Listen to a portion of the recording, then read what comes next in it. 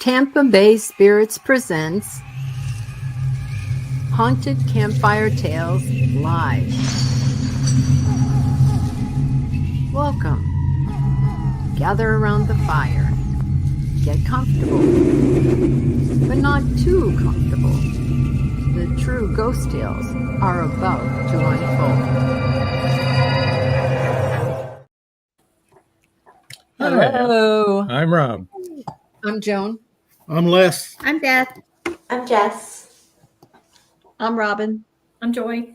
And we're all really happy that you're here tonight. Paul Hollis says, "Good evening, fellow Hello, spookies." Paul. Good evening, Paul. Hi, Paul. So tonight we're talking about demonology. If you notice that on, all of the posts that we put out. But before we do that, Robin has a little short story she'd like to tell us that happened at Christmas, right? Christmas Day. Yeah. Christmas Day. Yeah. My youngest son and his new wife decided we would all celebrate Christmas over there. And so my oldest son and I went over there, and my middle son and his wife couldn't come. So they decided to FaceTime. So while they were FaceTiming and my oldest son was turning the phone around so they could see everybody and saying hi and Merry Christmas, Michael says, "Hi, Lauren, Merry Christmas." I said, "She's not in here. She's in the office." He goes, "She's right behind you." And so I looked. I said, "No, there's nobody behind me." And he's like, "I can see somebody there standing behind you." And we all looked and we're all like, "There's nobody back there." I didn't feel anything. He's like, "It's like a female shape." He said, "I can't see her really well." And he's like, "Are you sure she's not there?" I said, "I'm looking at her in the office right over there." And then after a while, it just disappeared. So, they've never felt anything or said anything, my youngest son, but the house is old, so who knows? And I don't think they are bothered by it, even if there is something there, because they're pretty laid back about all that. But yeah, I thought it was interesting, and it was funny that it was Christmas Day. It makes me wonder, maybe somebody just wanted to join in. Christmas past, or The ghost of Christmas past. there you go. That's probably who it was. Yeah. That's really funny. So I think I've heard that story before. No. yeah, No, that's really cool though. That is really fun. I love that. It was like unexpected because we all kept Marjorie Deering says, "Oops, I'm late. Hi, everyone. Hello." Hey. Marjorie. Oh, Paul, that's really scary. Paul Hollis says it was Zuckerberg The listening gang's in. all here. Paul Hollis says it was Zuckerberg. There you go. There you go. That's truly a scare. Yeah. Okay, I did want to mention one thing. Starting next month, Haunted Campfire Tales Live will be only on YouTube Live. Our Okay. Meet the Author podcast, our YouTube channel. Right. It'll be on all the advertisements, the link for it and everything. So don't go looking for us on YouTube on Facebook or LinkedIn anymore after this show. We chose that one because we have more people coming to that site, but also because using our Tampa Bay Spirits Facebook, it's difficult to get in for people because it's private and you can't see their name. And then Facebook has been giving us all a lot of grief. Yeah. lot of grief. So we're joining the YouTube pack. Yep. Exclusively. So tonight, Beth had said, if we felt like we could talk about it, she thought we should talk about demonology. And the reason she said, if you feel like you could, is because I think you all know that we were demonologists, and that's not the way it's talked. Well, it is the way it's talked about in the Christian faith. Introduced this way. We're Christians, and we were pastors in Christian ministry for 20 years, but our primary thrust was deliverance and through the Christian church. Yes. So we had been trained in in the methodology of Derek Prince, who was our chief pastor. And that's the way we've always approached deliverance. However, let me say this. I'm going to tell you about a few of the different cultures and the demons that they have. It's so fascinating if you study demonology. And by the way, you can buy a book on Amazon, many books about demons and names of demons and lists of demons, books of demonology. There's no want of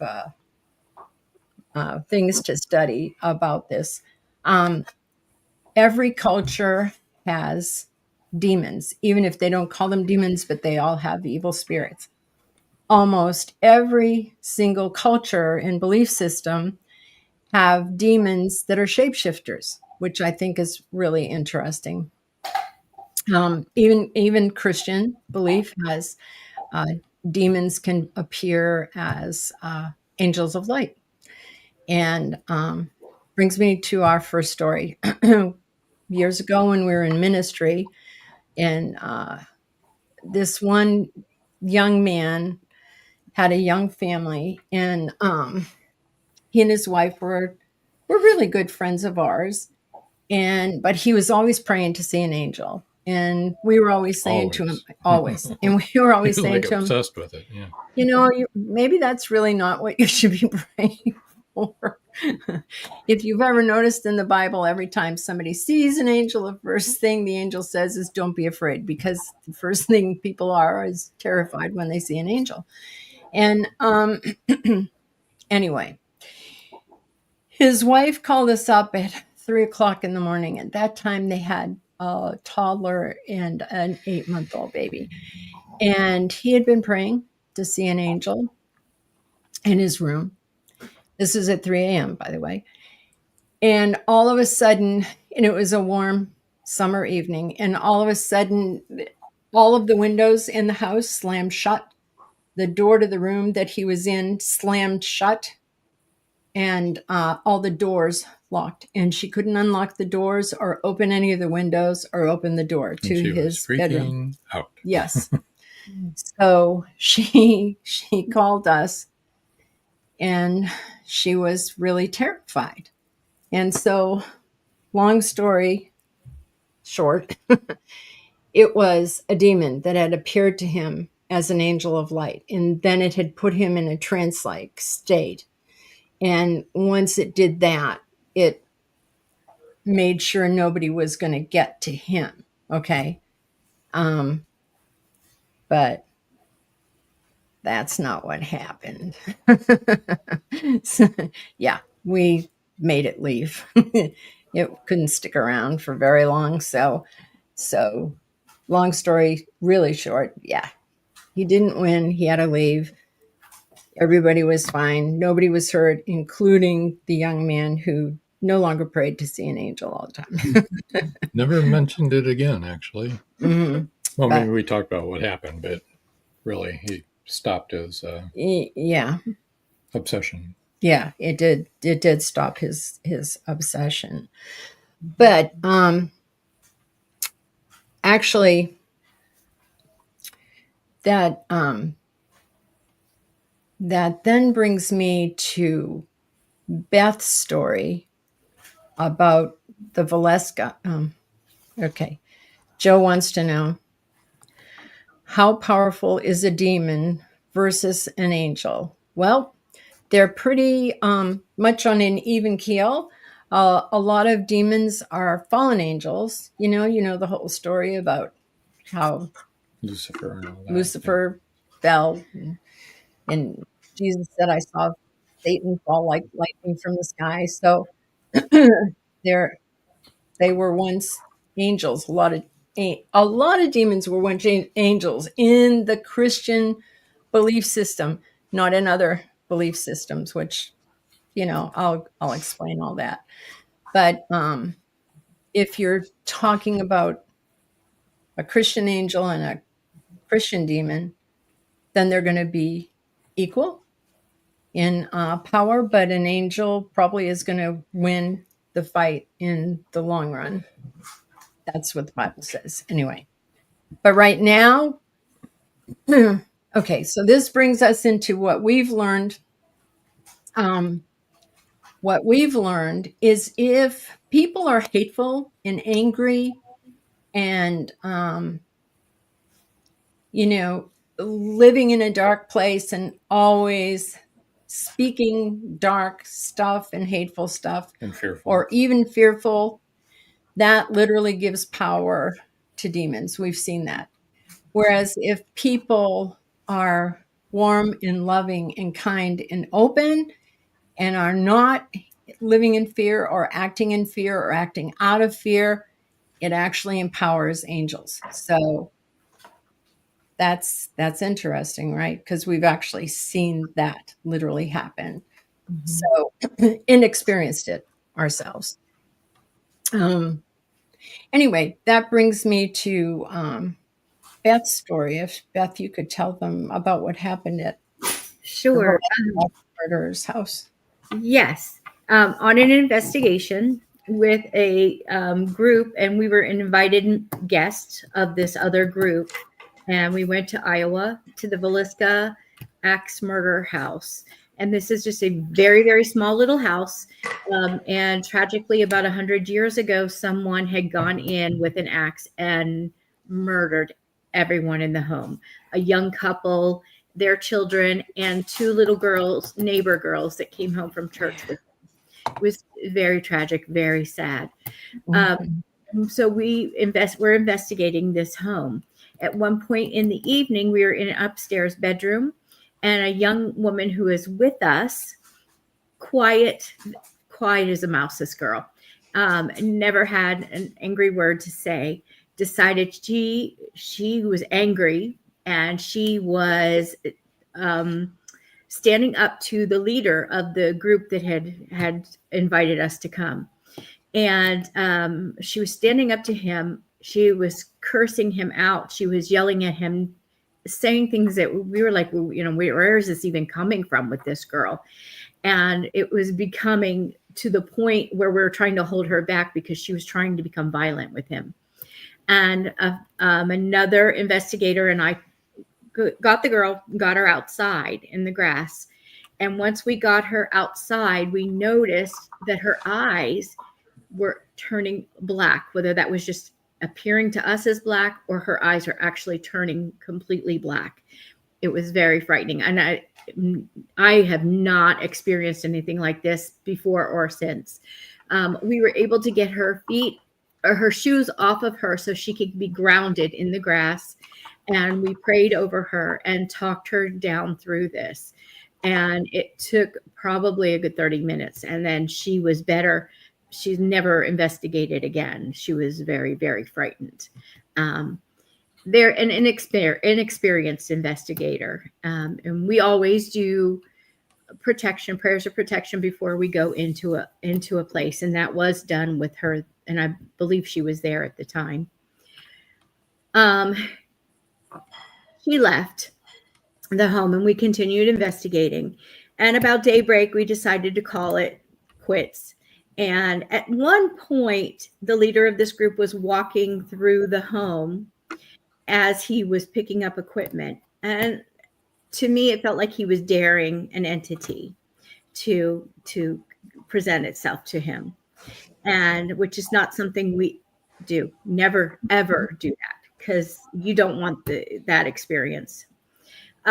As we were packing up the car, and I was just a short distance from him, he had boxes and he was loading things in the car after we'd gotten him out from yelling at the entities.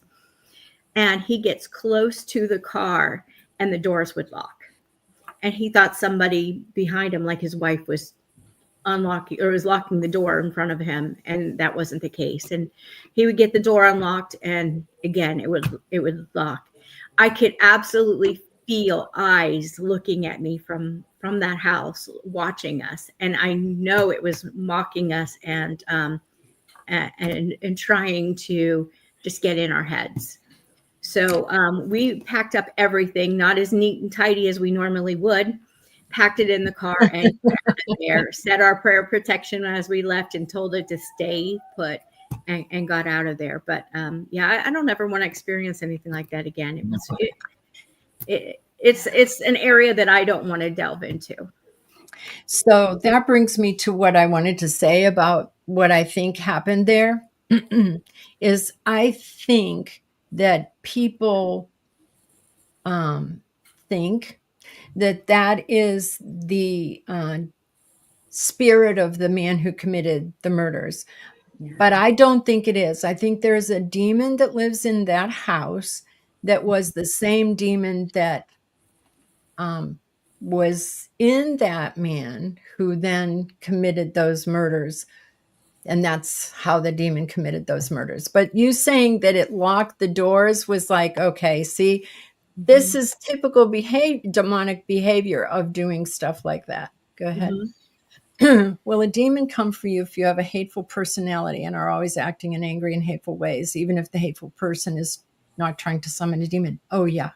Yep. Yes. I think so. Definitely. Yeah. Mm-hmm. Yeah. Well, we've ministered to deliverance to people that's happened to. Yeah. Yes, they will. It's not a good idea to be a mean, hateful, horrible, terrible person. And plus, I do want to say here right now that most of the investigations that we go on, I'd say all of them actually, except that house and something I'm going to tell you about that I didn't tell anybody about before, but I will now. About a place we all went to together.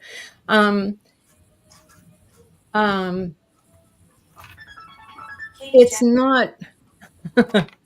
Paul says, well, that explains it for me. No, it doesn't.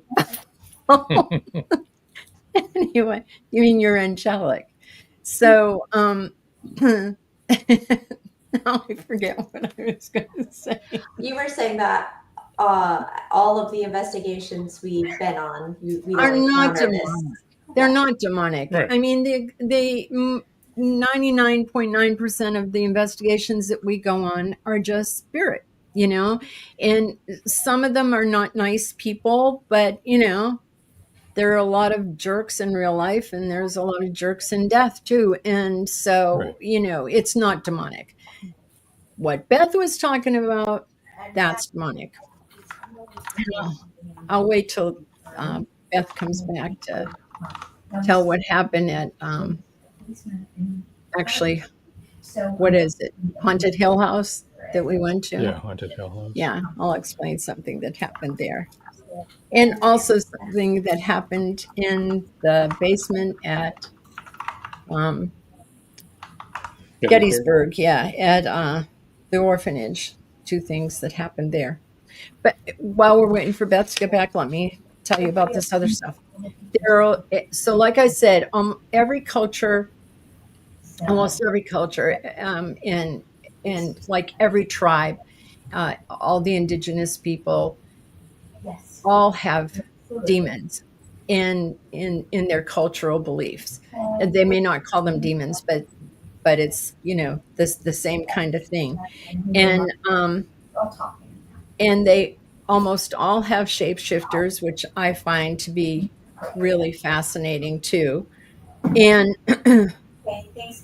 there are different people that deal with these demons in all of these cultures. And so we as a group, Tampa Bay Spirit, and all of that works too. Like if a shaman is is casting out an evil spirit from a person, it works. And so if we were dealing with like an indigenous spirit, we wouldn't try to help that homeowner with that. We would bring in a shaman from that particular tribe. And I don't know about the rest of the team, but Rob and I have noticed that if we sage certain houses, it has a really good effect. Or if we use anointing oil, it has a really good effect. Or if we use salt, different things work in different houses depending on the belief system of not only the people in the house, but of the spirit. So like we were having we had an apartment in Miami for a while we had the house here. And actually part of the time we were staying with Jesse until we bought this house. But we had a problem in that apartment of a spirit that was very disruptive. She was like throwing stuff down the hall and stuff like that. And so we saged, and she came back, and we just tried a lot of different things. And finally we had to use Palo Santo, which is holy wood from Brazil. And we used that, and that made her leave. So it's not just like only one way works. Right. There are many, There's many no miracle here. Many different cultures have many different ways of dealing with them, and they're all good. They work for their culture. So I just wanted to say that. So Buddhists have demons. They have, and I'm sorry if there are any Buddhists listening, because I'm going to butcher the names of all of these demons, which is actually kind of a good thing. Yeah, there you go. Mahakala, Palden Lahamo, Yamanakta, Yamaraja, Vaisravana. Jesse probably knows some of these names better than I do. Akajati, Bexi, and Submarpo. Yeah, there's had that for lunch. in Hindu there's Andaka Shivas, and Andaka, Shiva's son and slayer. Asura, that's a power-seeking being. Kabanata, cursed a certain person. The Marichka is a golden deer. Rakshasa is a man-eating demigod. Bhutana, Bakasura. Kali, that's a gambling demon, which I thought was really interesting that the Hindus have a gambling demon. Wow. Arunsara, Bhuta, that's Bhuta are restless ghosts. In Islamic demons, you've probably heard of these more, at least I have. There's Ifrits, which I think, have most of you heard about Ifrits? Yeah. Oh, I guess I had a lot of Islamic friends, but yeah, they talk about Ifrits all the time because they are very nasty. And Marid, Divs, Shaitan. So the Ifrit, by the way, is a shapeshifter. Okay. And then of course the jinn. I think we've all heard of the jinn. Mm-hmm. That's what we call a genie. They are also shapeshifters. All right. Navajos have a lot of demons. And I think the Chindi are probably ones that some of you have heard of. Chindis are Navajo ghosts, and it's the spirit of the dead person. And it's forbidden for Navajos to touch the body of a dead person. It's done a blessing and all that kind of stuff, because then the ghost can attach itself to them. And then, of course, most of us have heard of skinwalkers, right? Mm-hmm. And so skinwalkers are witches who can shapeshift into animals, like wolves and coyotes or birds. And they're really creepy. Marjorie goes, now that you've mentioned all those by name, I hope they don't take it as an invitation to show up. LOL. Yeah, that's why we have all of our protection. And that's what everybody did before we got to open the show. And that's why we prayed before the show too. Okay. So Navajos also believe in witches and Anaye, which are evil gods. Joe says, are shapeshifters more likely to be a demon rather than an angel, or are they all completely different? It depends on what belief system you're talking to. Shapeshifters, like I said, for the Navajos, are witches with which, by the way, not all, they don't consider all witches evil, but these are just people that have, become evil through greed and things like that. And so I see what you're asking there. A demon can appear as an angel, as an angel of light in the Christian belief system. And also an angel can appear as a human according to the Bible also. And it says to be kind to strangers because you never know if that's an angel. So they are different, but they both have that ability to shapeshift. But I would have to say that in most cultures, from what I've studied, shapeshifters are generally evil. Okay. And I mean, just the Navajo shapeshifter, they are so afraid. Yeah, the Navajos are very afraid. They don't even want to talk about it. They won't say the name. They won't say, shapeshifter. Mm-hmm. They won't say skinwalker. Skinwalker, yeah. Because they think that if you do that, like Marjorie said, that you're inviting them. Yeah. Mm-hmm. In which a lot of belief systems and cultures think that same thing. And there is power. Let me say that. There is power in names, a lot of power in names. Now, like, for example, we ministered deliverance within a Christian context, right? And one of the most powerful tools in deliverance is to know the name of the demon that you're dealing with, because then you do have power over that demon. It's much easier to make them leave once you are able to figure out who the heck it is. Anyway. Yeah, they do like to reveal themselves to you. They do, because they like to. They want that attention. Yeah.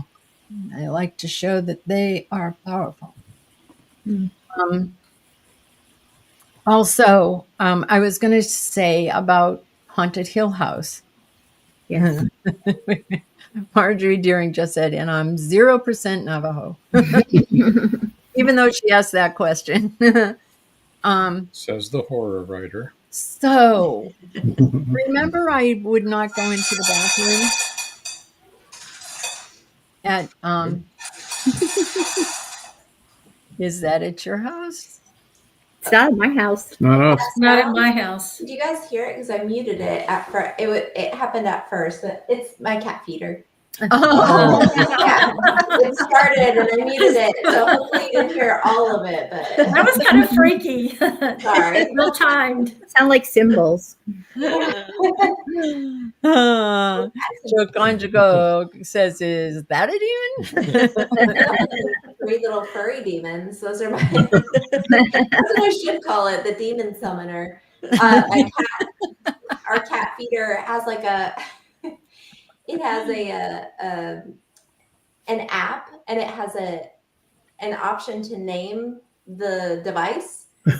This is the cat feeder, and I let the kids name it and forgot.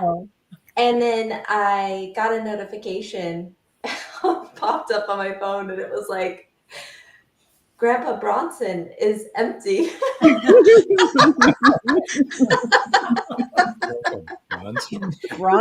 the cat feeder Grandpa Bronson. I don't know who Grandpa Bronson is. I don't know where they came up with that name. Oh, I think it's hilarious, and it was Grandpa Bronson is empty. That's hilarious. Anyway, there's some levity. Go ahead. That's less.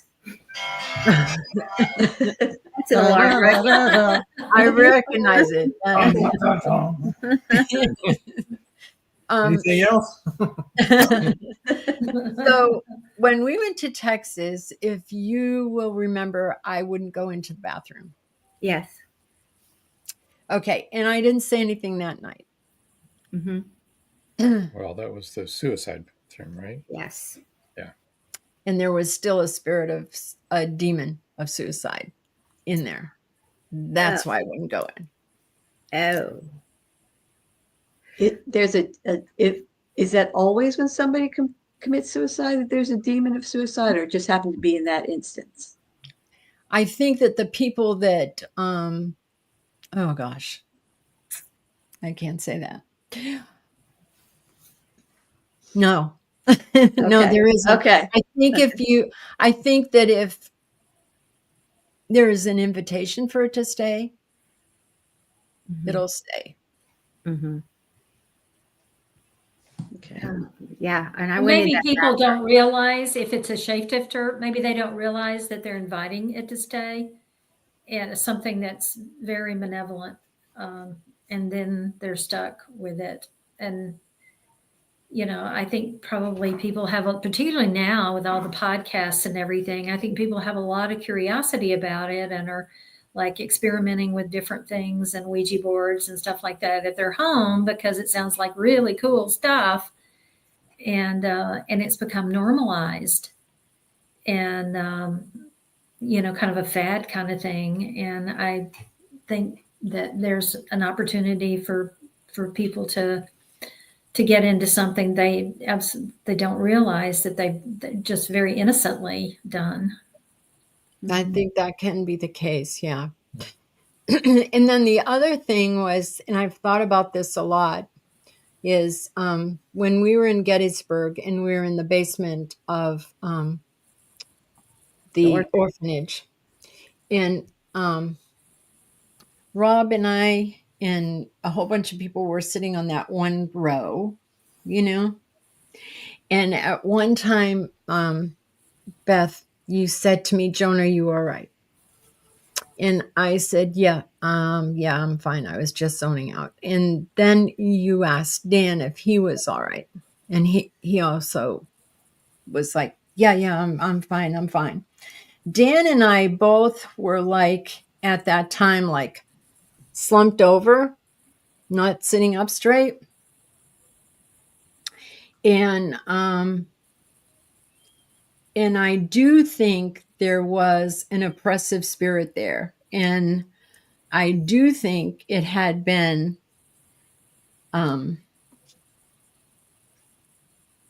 like trying to attract me or get my attention. And I think Dan's also probably. And at that time, Rob had he wears hearing aids, and the only way he gets feedback is if he puts his hand right here over his ear. And I had heard before Beth had said that, I had heard it make that screeching came sound. to this ear, and there was feedback, and was surprised. And then it went around over to this ear, did the same thing, and then I was sitting here. Yep. And I think that was a spirit, a demonic spirit, actually, is what I think. Yeah. But we had tons of protection ahead of time and after time. But I think really you speaking both of our names really helped. So, but yeah, we didn't bring anything home or anything. But good, because that's not fun. No. I remember Dan didn't even remember that he was like kind of blacked out for a little bit. No, he didn't. And he still says he didn't, but he did. I mean, we all saw it. He did. Well, everybody was calling him and he wasn't responding. Yeah. And he was slumped over in the same position that I was slumped over in. And I'm like, oh, I'm just zoning out. Have any of you been, or would you go to Skinwalker Ranch? Do you think there are demons on that ranch? Rob wants to go so bad. I'll go. I'm not a Navajo, so. Yes. Dad wears around a Skinwalker Ranch shirt. So. Yeah, I've got a T-shirt. Yeah. He is obsessed with. I haven't been there, but I got the T-shirt. I don't know how that happened. You didn't have to go, and all we got was the stupid shirt. Yeah, there you go. Right? Yes. It's not stupid. I like your shirt, but that's the same. Isn't Skinwalker more UFO? I mean, not that you wouldn't No, want to see that. No. it's everything. It's Skinwalker. UFO. Oh, It's, okay. they have had rabbis out there and that have sung, and demonic stuff has appeared. I mean, it's crazy. Yes, there are demons there. Skinwalker is a demon. They have on film a person floating in the air with the back bent backwards, beginning to transform into a skinwalker. They have that on film there. Really? Yes. Yes. Is that on one of their shows? Yes. Yeah. Yes. Okay. I Yes. And also the rabbi, you can hear the rabbi and you can see the thing walking. It's looks purple on the flare. It's crazy. So yeah, I do think there are, and there are UFOs and stuff there too. It's just a very bizarre place. Yeah. So Marjorie Deering says, do you think there's anything to the theory that large numbers of people thinking about something like Slender Man can actually create that entity? Just curious. What do you think? We talked about that a little bit before. Mm-hmm. I mentioned Slender Man actually specifically because a lot of people, I think we actually were talking about it when we were doing a holiday episode, and we were talking about maybe the Yule Lads, and I think we talked about Santa Claus, and I was saying that some people think that Santa Claus is like that's called a tulpa, when the idea is that so many people are thinking about this thing and putting energy into thinking about it that it sort of materializes that thing or creates a sort of form of that entity, right? Yep. And I don't know. It's interesting to think about, but I don't know what I think about that. Well, certainly a skinwalker can change its appearance. Then if this many people are talking about Slender Man or something like that, do they have the ability to change into what is in everyone's fear? Yeah. Yeah. That will. I know in ghost investigation, there have been a few times that an entity has appeared to us in the form of a child, and it kind of can hook you because you feel sad for that child. You feel, of course, for myself, I feel maternal. I'm a teacher, so I feel for that child. And then shortly after, I get a message that says it's not revealing its true self. It's not revealing its true self. Be careful. And I feel that it is just presenting itself as a child to get to us. That happened at the orphanage to you? Yes.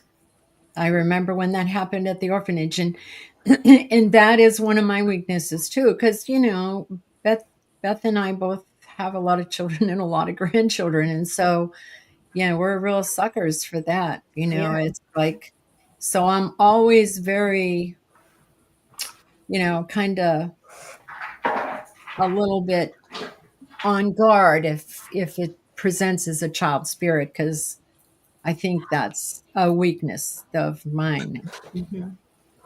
And so I've got to be careful. But yeah, when that child first presented to you and everything, and then when it left that really cold feeling there in the top of the stairs. That was creepy. Yep. So yeah. See, that's interesting. I didn't find that creepy at all.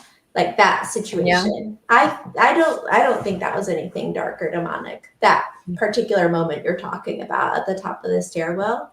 You didn't? Boy, I did. No, I didn't get anything dark or creepy from that moment at all. I did. I did. I'm always aware whenever it's a child spirit because they've fooled me before. So I'm always trying to be aware. Yeah. And on guard. Yeah. But you were sensing that the school master or whatever was there as well, right? Yeah. Well, yes. I think that that's what I was saying, is that I think that something there likes to mask as that. Yeah.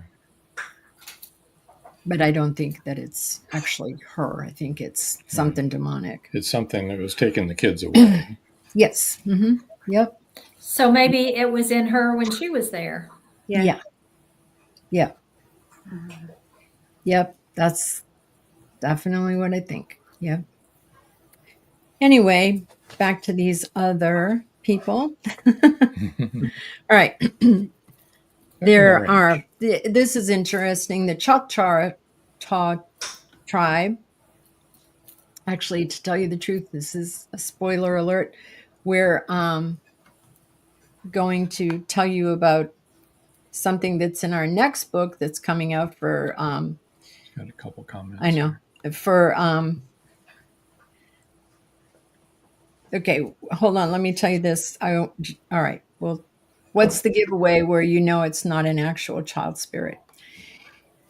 So I've actually talked to a lot of people about that. And I know that there's a belief within the paranormal investigator whole group of people that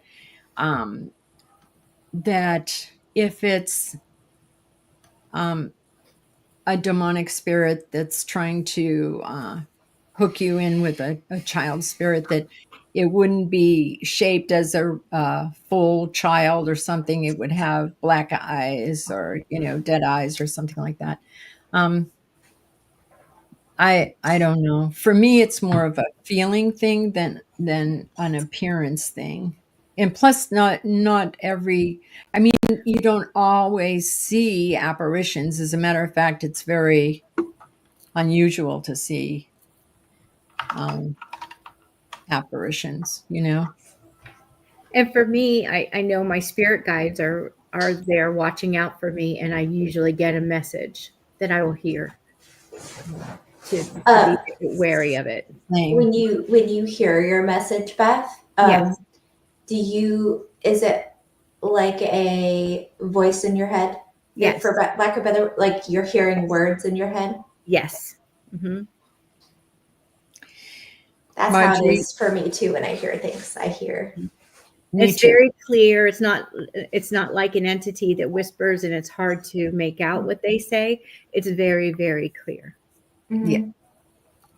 Marjorie Daring says, I'm a little concerned about Jess shapeshifting into a cat with those cute cat ear headphones.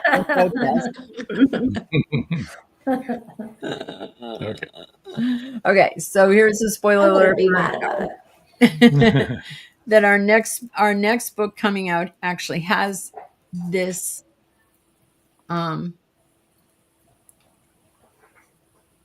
entity demon in it. Okay. It's called Nalusa Chido, and actually I'm not saying the Nalusa part right either. It's more like Narusa Chido. It's a Choctaw demon, and it's a soul eater. And if people are thinking of evil or giving over to evil, the Nalusa Chido can enter them and start to eat their souls. So we're using that in our book because apparently I now have to have demons in all of our books. Something scary anyway, right? Yeah, something really scary. So the Choctaws have that. And I think that's really interesting because this goes along with all of the cultures and all of the belief systems of this giving yourself over to evil or being evil or something like that, of allowing then the spirit to enter into you. And there is a difference between oppression and possession, completely different. And I did want to mention that right now in the Roman Catholic Church, they are having so many people asking for deliverance that they are being oppressed or possessed by evil spirits. They can't keep up with it. Wow. They are training, because you have to be trained to do this. they are trying to train priests as fast as they can, but it takes time, and they just can't keep up with it. Joe Conjal says, "Can you share the name of the book yet?" Go ahead. Sure. It's called The Hill of Sacrificed Souls. Ooh. Oh, that's cool. Yeah. And it is a hill of sacrificed souls. Now, is this part of the Magnolia Bluff, or is this different? It's part of Magnolia Bluff. Cozy little Magnolia Bluff. Cozy little thing. Wow, that's pretty heavy.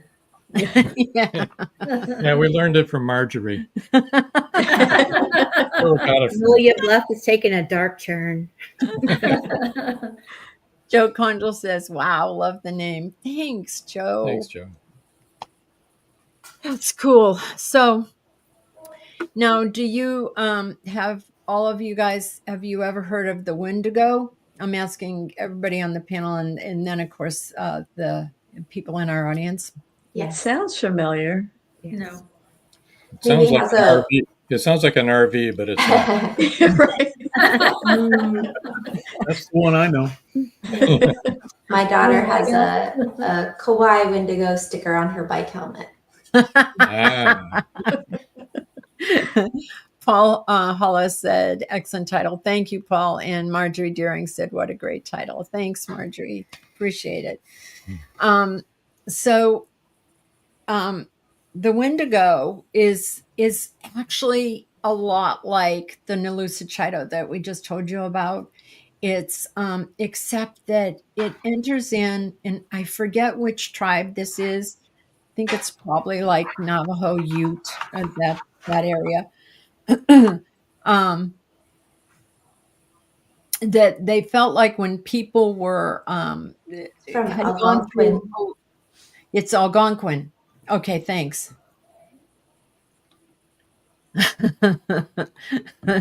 Joe Conjal says he's heard about a windmill, not the Wendigo. So it's really kind of creepy. And the Wendigo is when people were going through a really hard time, or maybe they were starving and stuff like that, but the Wendigo could enter into them, and it was a cannibal. And so when people have gone hungry, they can turn into evil cannibals and be this Wendigo, and it's really creepy. It's a cannibal eating demon. Okay, so the Hindu have a lot of demons also. I'm not going to try and say their names. It's just that they have a giant serpent demon, a fearful heron demon, a horse demon, a whirlwind. Speaking of the windmill, they have a whirlwind demon, and then they have a demon king. Christians, of course, have Lucifer and Beelzebub and Leviathan and Belphegor and Asmodeus, Satan, and Mammon. So Lucifer was, of course, an angel of light, and his name actually meant light bearer, and he fell. And Beelzebub was a Philistine god who healed illnesses due to flies. And he was also the prince of demons. And Leviathan was a giant sea serpent demon. And Belphegor was a demon who helped people to attain power and riches. So like if, they would turn themselves over to him, he would help them attain power and riches. And Asmodeus is a demon of lust. And Satan was a cherub, which, by the way, cherub, you've probably all seen them as cute little, baby looking things, but actually it's the highest order of angels in the Christian religion. And Satan was a cherub. And then he fell and became Satan. And then Mammon is a demon of love of money and worldly goods. Okay. And we've never had to deal with any of those demons. Have we? I would say that would be pretty good. That would be if that was true. Oh, I can't even name all these Chinese demons, but they also have demons that became, are shapeshifters and stuff. And in a lot of belief system, a lot of the demons can be either good or evil. They can have both sides to them, that sometimes they do good things and sometimes they do bad things. I think it's like, fairies. They can be good or evil, and elves can either be good or nasty. And so it seems like when things have like an elemental element to them, that they can either be helpful or hurtful lots of times. Anyway, that's about it. Does anybody have any more questions or anything that they want to know? 'Cause I'm tired of talking. You're doing a great job, though. I have a question. I think I read somewhere about the Wendigo that it also will mimic your voice and call out to people in the house, and makes them think that you're home or whatever. Has anyone heard that? Is there anything to that? No, I heard that about what we were just talking about with you, Robin, though, that and now the name has escaped me completely. Doppelgangers? Doppelgangers. Oh, okay, yeah. That's a real thing, other than just What? that's a real that's some kind of spirit. Is A doppelganger? Yeah. Yeah. It's not. It's not a lot unlike shapeshifter. Yeah. Almost. Can I don't know if I brought this up like maybe a long time ago when you're first starting this, about the house I lived in New Jersey, and I fell asleep in the spare bedroom, and I had a dream that I was downstairs and something very dark was chasing me in a circle.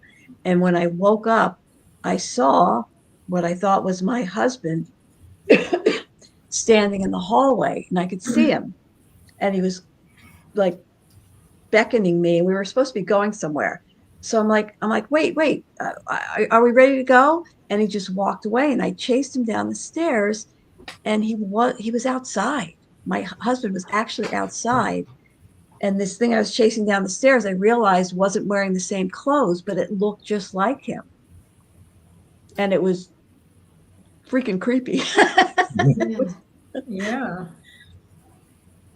So I don't know what that was, but it started out, when I was dreaming, I was afraid of whatever was chasing me in the downstairs of the house. And then when I woke up, there was my husband, or so I thought, until I chased him all the way down the stairs and heard him outside talking to our friend John. And he wasn't even wearing the same clothes. It was just not a very comfortable thing that happened. I was like unnerved for a few days, I think, because it was so like I was fully awake and there was a full person standing there that he wasn't answering me, and I chased him. And I don't know if it was, oh yeah. That would be unsettling. Yeah, it really was.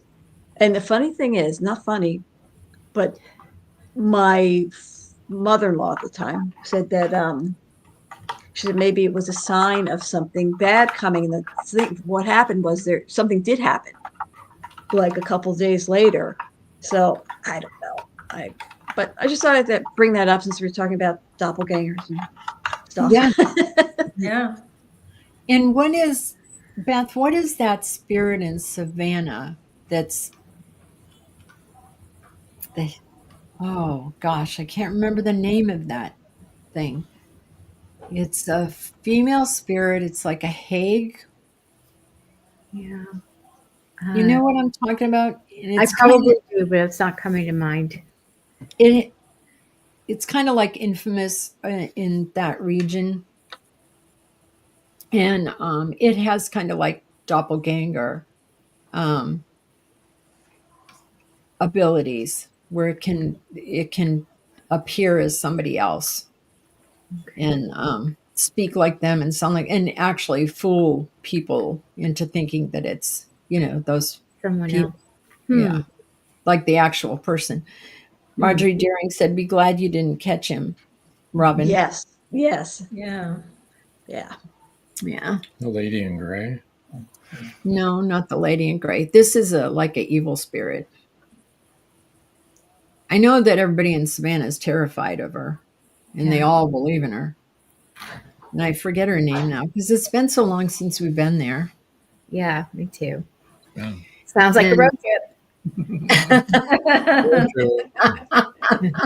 I've heard there's lots of good activity in Savannah. There is. It's awesome. There is. There's so much activity in Savannah.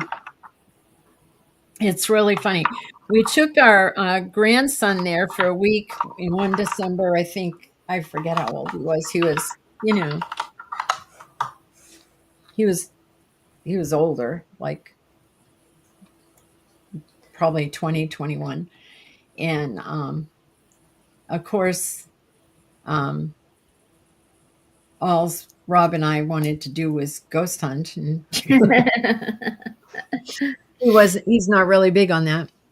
And so finally we talked into a ghost tour, and which I usually don't like ghost tours unless we're someplace where we can't get in, and being on a ghost tour will give us access to a place. And so then we like that because then we can get in there and we can bring our own stuff in and investigate. Is that the boo hag? The boo hag. The boo hag. Boo hag. I just pulled it up too. Yeah. Thank you, Google. The boo hag is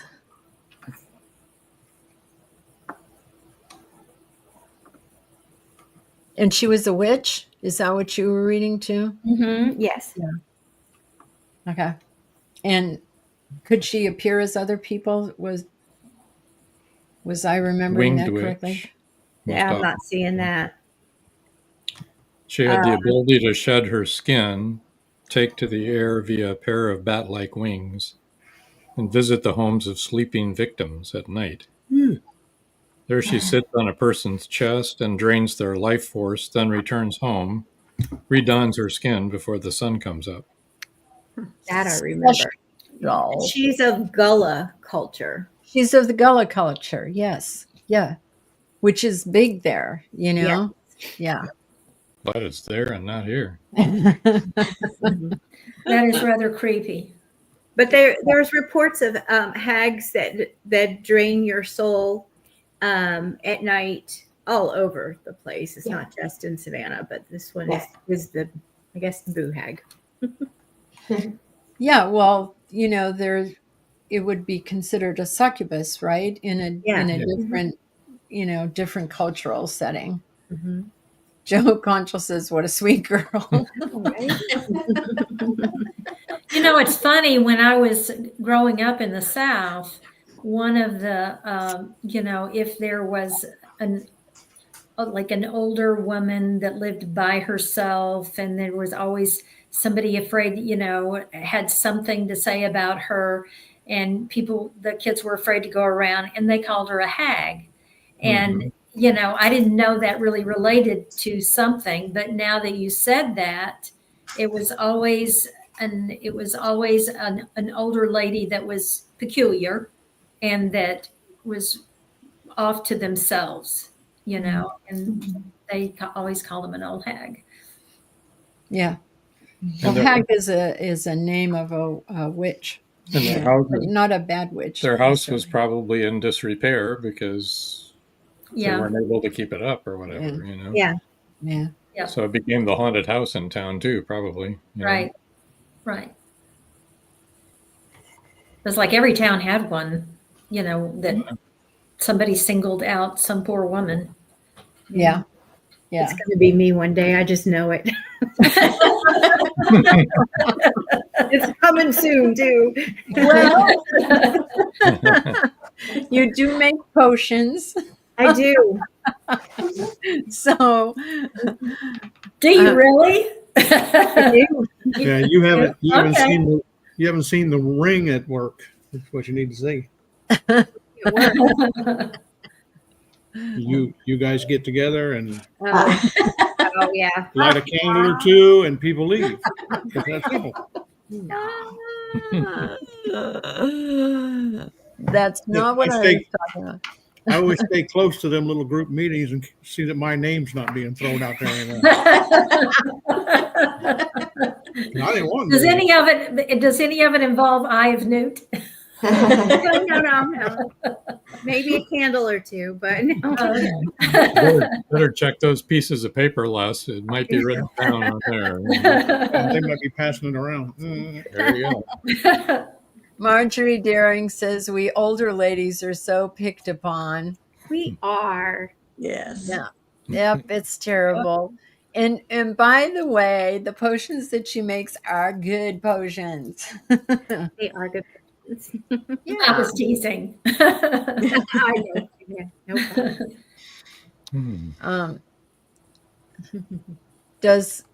Paul Hollis wants to know, does Magnolia Bluff have a haunted house? Magnolia Bluff has a lot of haunted houses, apparently now. We need to buy our And a last lot of murders too. Oh, I was going to say, there's so much murder going on in such a small For town. a small town, there's not going to be many people left. Oh, well, We start importing them. Be a literal ghost town soon. We imported most of our victims, not all of our victims, but we imported most of them for this last book. Joe Conjo wants to know, do you also have a voodoo doll? Beth? No. No. That's a whole nother ball game right there. Yeah, No. I can I show just you one meant that we found at the school. We did.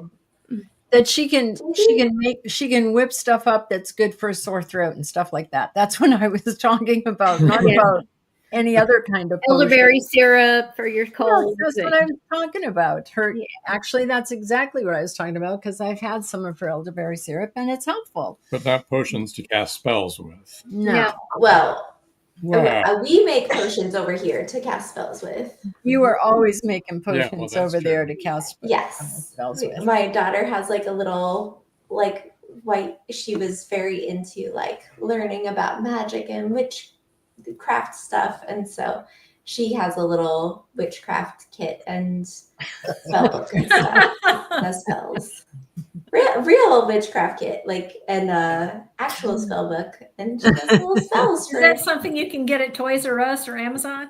Yeah, but yeah, Amazon. I'm not kidding. It's not a toy. It's like actually witchcraft stuff, and Really? Just, where would you do you go to Amazon. Well, Amazon Really? does On have. Amazon? Yeah, you can get stuff there, and then also there are local little shops that Okay. there are two in St. Pete actually that are cool that have supplies that you So can do the buy. potions work? I mean, she likes to do them. She makes one for to keep away bad dreams, and she puts it That's in a good idea. Kind Yeah. and she does. I think personally, I am of the belief that with crystals and all this stuff, I think that if you put energy into it and you feel it has impact and you're putting positive energy into it and things like that, I think that it can be a tool to help you, and that's what I tell her. Very powerful. I think that's good. Yeah, I think so. And even my kids' therapists have been get a crystal for your kid. He's feeling anxiety, get a crystal, get an amethyst, and it'll make him feel empowered, labradorite, and I think that those things can be powerful tools. And I think that you're kind of drawing on something within yourself, which I think is ultimately what my kids have taken from it too, that they're Joe Conjal says Joy will be ordering one right after the show. Yeah.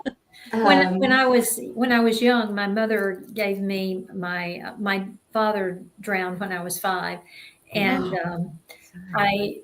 and she gave me, well, when I was old enough not to lose it, she gave me his college ring. And I kept that as like, I've kept that all my life. And I've always had it with me, like somewhere, like zipped up in my wallet or in my purse. It's just always, it's been a talisman for me. Mm-hmm. And I have always felt his protection with that. Yeah. And so, I mean, and I don't know if anybody else would ever believe that, but that's something that, always gave me comfort and confidence and knowing that it was there. So I think when you put positive energy in things that they can have a big impact on, it's like taking something good in yourself and drawing from something that you want it to be. Yeah. And it's the power of the mind is Mm-hmm. incredible, and it's what you're harnessing it, I think, when you work through something like that. Yeah, I think that's what both Jess and Joy were saying, is that it's all the power of the mind. It's like there's a comment, honey. Mm-hmm. Joe Conjal says, doesn't matter if anyone else believes Right. it. That's right. It doesn't matter. Absolutely. Mm-hmm. But like Rob and I every morning do exercises, and we really enjoy doing Tai Chi, have for years. We love Tai Chi.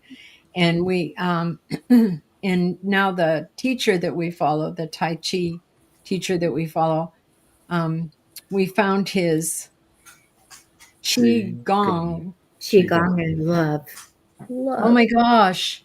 It's amazing. It's great. I just in talk about power, because a lot of that is gathering chi and releasing it up, and it's like so empowering. I found, haven't you? Yeah, but I thought they were saying cheese. I'm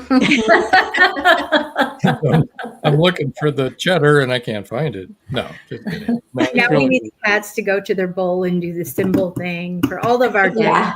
Oh my goodness, I love that so much. I do. I love that so much. It's I amazing. can't point the right way. Mimikyu right here. Yeah. Behind me. Oh, right there. Yeah. I'm like, I can't ever point where I want to, but there she is. That's mimicry. She just looked up as if my hand. She's small, but she's not that small. That's big. Yeah. Yeah, so I've always loved that, the bowls and the gongs and and all that kind of stuff a whole lot. It's we've had years and years ago, I can't even remember how many years ago now, but we happened to hear this flute playing, and it was a group of men from Peru, and they were playing their music from their tribe, and we loved it. It was so calming and soothing, and so we bought their album. They were selling it, probably a CD. It's a CD. Yeah. And we still play it. And it's very peaceful. It's very peaceful. Parts of it are very peaceful. Parts of it are very empowering. And I mean, and there's something to that. I mean, the drum and fife would lead people into war. And back in the early,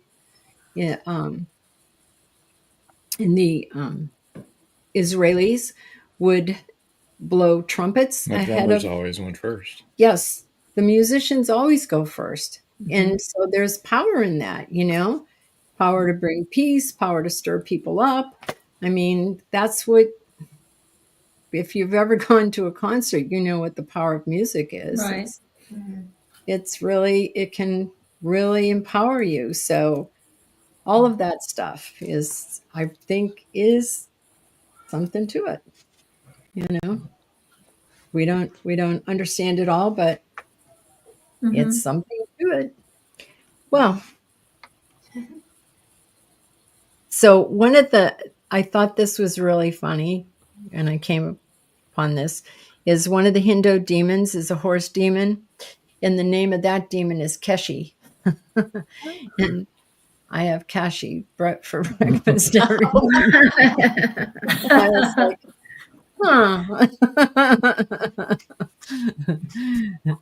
but it's not exactly Keshi, but it sounded very similar to it. And I was like, oh, that's cool. Anyway, any more questions or stories or comments? No. That's been very interesting. It has been very interesting. Yes. Yeah. Yeah. Yes. We've had a lot of interesting things happen while we were on that particular part of our journey. And I should tell you all this is that we've been asked lately to help people that have had problems. And I mean, you know, that kind of a problem. And that hasn't happened since we retired. And I think, and I had noticed that I felt like an uptick in demonic spirit around. I felt it. And yeah, I think we're in for a season of that. So maybe we'll get back into doing that on a more regular basis. Just make sure you get your protection. Not anything I've been looking forward to. No. There was a reason we stopped. But yeah. But unfortunately, I think that is going to be an uptick in that kind of activity. And I would hope that a lot of people are really trying to put some positive things are kind of an ugly time in our world right now. And if we all try to put a little positivity in, play that music and put those positive thoughts out into the universe, that will come back to us threefold. I think it's all of our responsibility to try to be as positive as we can during these times. And be kind to other people. Definitely. Yes. And, you know, every single person that every name that I'm looking at here that's listening to us tonight, we know each and every one of you, and you're all kind people. Yeah. And all part forces. of all positive forces. Yes. Mm-hmm.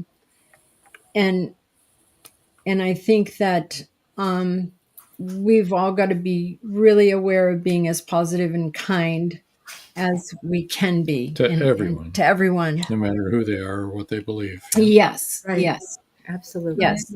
Yes. And to be as helpful as we can. You know, I think it's really important. And really, and I want to say, and I cannot say this strongly as enough. You cannot let fear overcome you if you are dealing with anything like that, because that will definitely be your downfall. You have to know that nothing can hurt you or harm you, you know, in any way, shape, or form, as long as you stand against it.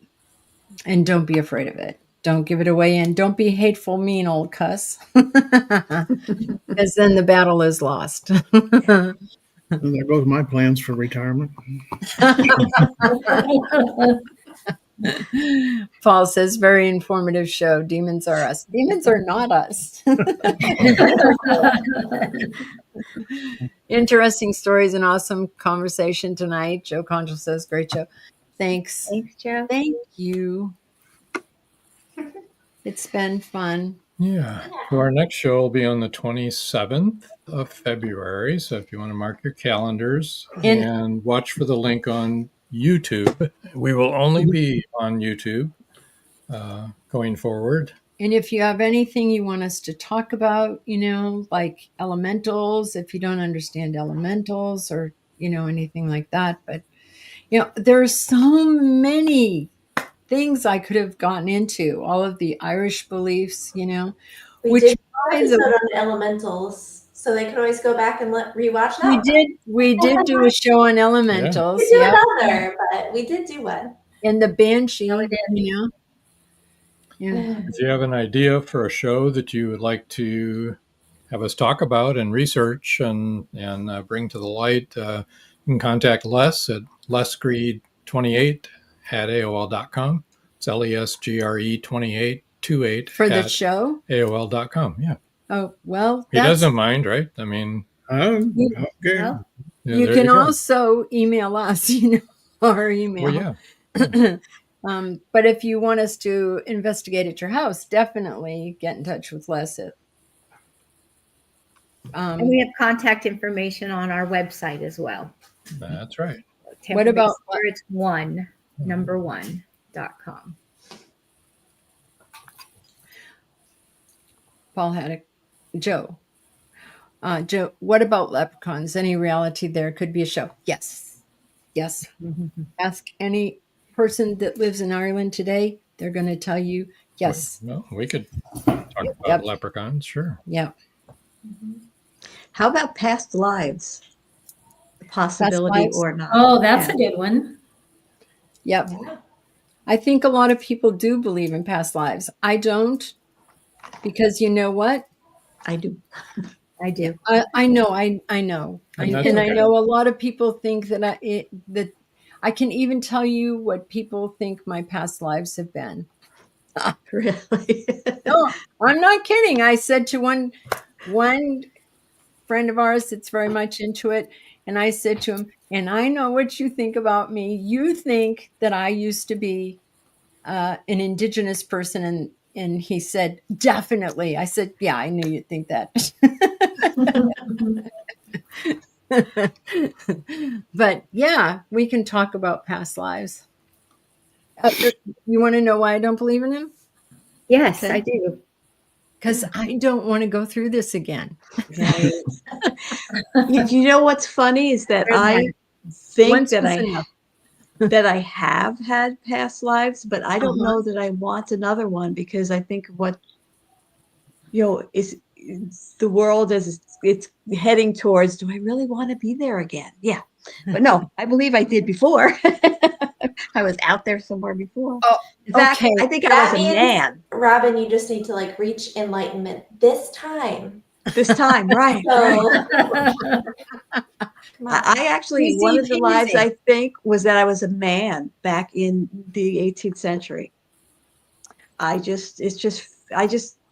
Well, we can talk about that at some other time. Yes. Well, I did want to say something about that. Actually, was that, so I mentioned that Derek Prince, who was, as far as Rob and I are concerned, just a great person, great man, great teacher. And he told us that he believed that there had been 4 different creations and that we were the 4th. All right. And explained to us all the reasons why. And this was years and years ago. And then he said he was sure that that they would be able to prove it by finding different fossilized accounts and everything. And now we have found so many different hominids, right? That pre-Homo sapiens sapiens, so they've found all of those fossils and stuff like that. And he had a very, he was a Christian teacher, Christian pastor, well thought of within the church. And he was very open-minded about all of that, about all of that kind of thing at a time. I mean, he's been dead for years now. He was a lot older than us at a time when nobody in the Christian church talked about anything like that. And he did. He was really open to all of it, including aliens. So we loved him.